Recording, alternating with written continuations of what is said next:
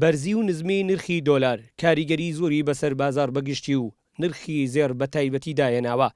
وەک زرەنگەرانی شاری هەولێر ئاماژەی بۆ دەکەن نرخەکان لە سەعات و ڕۆژدا دەگۆڕن، بە جۆرێک ئێستا خەڵک هێندەی زێڕەکانیان دەفرۆشن، هێندەی ناکڕن.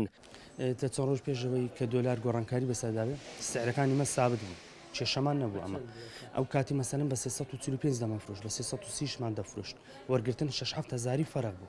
بەسە کاتی کە دۆلار زۆر فەرقی کرد زێڕەکە هەتا 380 هەزاری ڕۆی ڕاستە تا 380 هەزاری ڕۆژتێ، بەس ئەمە فەرقی کە وەرگرتنەکەی لە خەرچی وەردەگرین نسبەکەی زۆر کەمە، لەبەرەوەی زۆر زێر هەرنەستایە دۆلارەکە وەرە ئیشی زێڕەکەی کردیە ئەو فەرقە زۆری هەبی.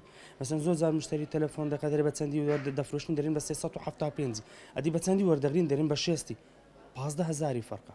ئەو 15 هەزار ئەشکاری دۆلارەکەیە، گۆڕینی دۆلاری لە لەوانی لە 10 دقیق 5-6 جار دەوەڕ. ئەو ماوەی وەزعمان زۆر خراپە بەڕاستی، ینی بۆ خۆشمان نازانین کات هەیە لەمان دەپرسن مسقالی زێر بە چەندە، ینی بە دڵنیاوی پێ دەرێم نازانم بە چەندی، ینی بە دقایق ینی سعرەکان لە گۆڕان لە هەستان و دابەزیندایە بەهۆی ئەو دۆلارەی کە بانکی مرکزی عێراق قراری داوە کە سعری دەبێتە 145,000 و 6,000 شتیواله، یعنی کەس سیقی بە قرارەکان نییە تاکو ئێستا، یعنی لە کاتێکی زۆر کووردا دادەبەزێ و هەردەستێ و لەبەرەوە سعری زێڕش مەربوطە بە سعری دۆلار.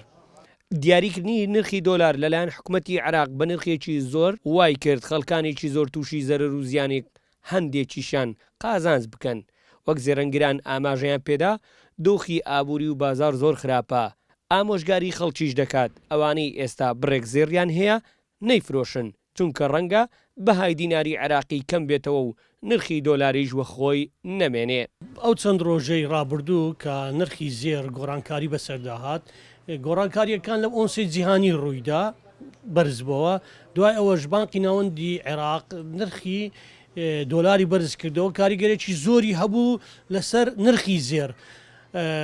گۆڕانکاری زۆر بەسەرداداهات، جاری وا دەبوو بەیانی لەگەر ئێوارە نرخەکان گۆڕانکاری پێدەهات، پێشی 2 مانگی 3 مانگی نرخەکان سابت بوو، خەڵکەکە زێرەکەی نەدەفرۆش دەبەر ئەوەی مەحدوودە نرخەکە دیارە، یان 1000 دینار 2000 دینار مسقالی زیاتر بوو یان کەمتر بوو. بەڵام کە ئێستاگە لە ئێستادا گۆڕانکاری بەسە نرخەکە داهات، بەرزبوونەکی زۆری بەخۆی بینی، خەڵک ڕۆژانە بە بێ حساب زێری دێنتە بازاری زێر دەفرۆشیتەوە.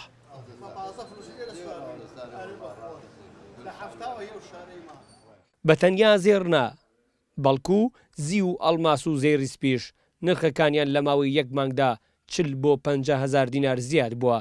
ئەمە ژوای کردووە لە ئێستادا فرۆشیار زیاتر بێ نەک کڕیار. هەریات کەریم، گەلی کوردستان، هەولێر.